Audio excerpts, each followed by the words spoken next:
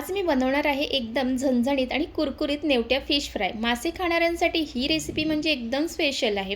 बाहेर ज्या पद्धतीने फिश फ्राय मिळते ना, अगदी तशीच टेस्ट आणि कुरकुरीत फ्राय आज आपण घरच्या घरी बनवणार आहोत। नेवटी फिश फ्राय करताना त्यात कोणता असा मसाला लावायचा की ज्यामुळे चव अजून डबल होते आणि फ्राय एकदम कुरकुरीत बनते, हे सगळं मी आज तुम्हाला दाखवणार आहे।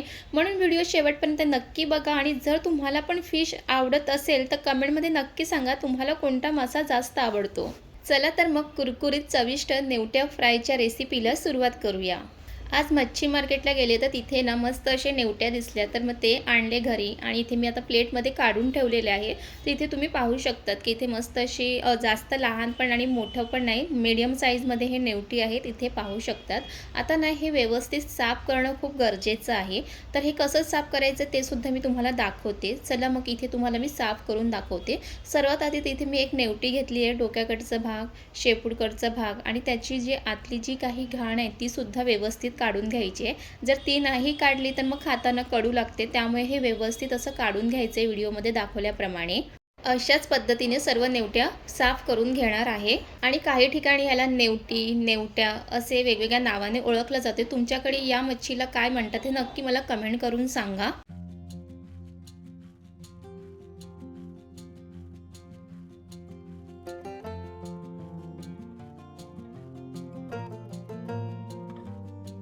आणि इथे सर्व नेवटी साफ करून घेतलेली आहे, त्यातलं जी काही घाण आहे ती सुद्धा काढून घेतलेली आहे। आता मस्त 5-6 वेळा स्वच्छ पाण्यामध्ये हे धुवून घ्यायचं आहे।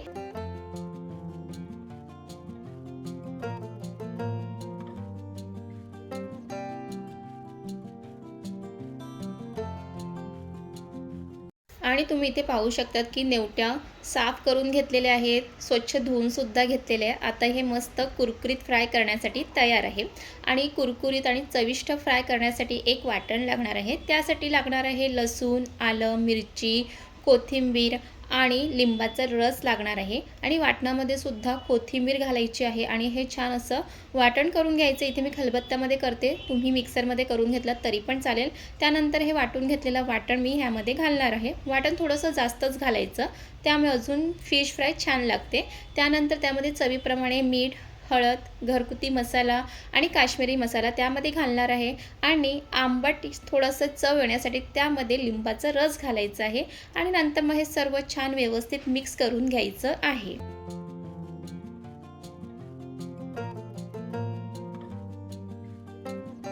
आणि इथे सर्व मसाले वाटण छान मिक्स करून झाल्यानंतर हे आता मी एक 15-20 मिनिटांसाठी मॅरिनेट करायला ठेवणार आहे। जास्त वेळ असेल तर जास्त वेळ ठेवला तरी पण चालेल।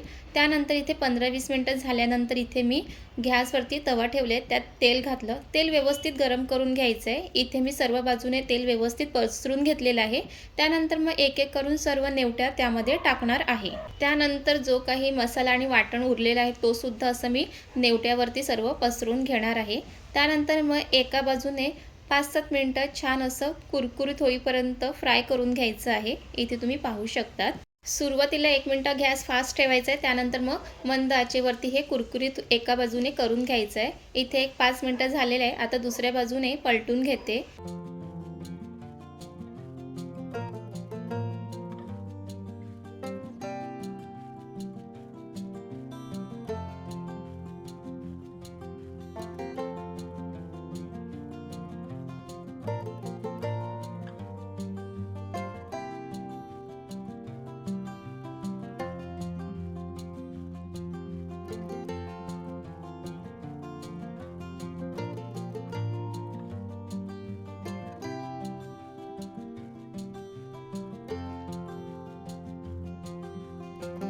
एका बाजूने मस्त असे कुरकुरीत झालेले आहे, आता दुसऱ्या बाजूने पण एक 5 मिनिटं कुरकुरीत असे फ्राय करून घेणार आहे।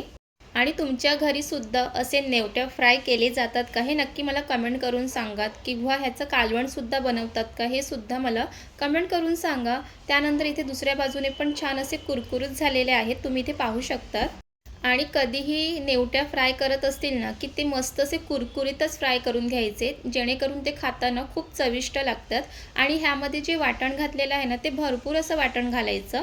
तर चला इथे मस्त दुसऱ्या बाजूने पण छान असे पलटून झालेले आहे, दोन्ही बाजूने छान असे कुरकुरीत झालेले आहे. त्यानंतर मग वरून भरपूर अशी कोथिंबीर घालायची आहे आणि इथे मस्त कुरकुरीत चविष्ट अशी नेवट्या फ्राय झालेले आहे.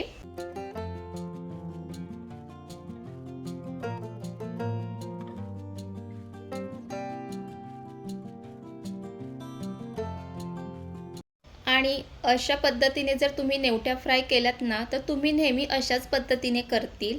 कारण खायला एकदम चविष्ट लागतात, त्यात कुरकुरीत आणि ह्यासोबत डाळ भात आणि अशा नेवट्या फ्राय असतील, की 2 घास जास्त जातील. आणि तुम्हाला नेवट्या फ्रायची रेसिपी आवडली असेल तर लाईक करा, शेअर करा, कमेंट करायला विसरू नका आणि अशाच घरगुती रेसिपीसाठी चॅनलला सबस्क्राईब करायला विसरू नका. पुन्हा भेटूया अशा छान रेसिपीसोबत. तिथपर्यंत मस्त खा, मस्त रहा.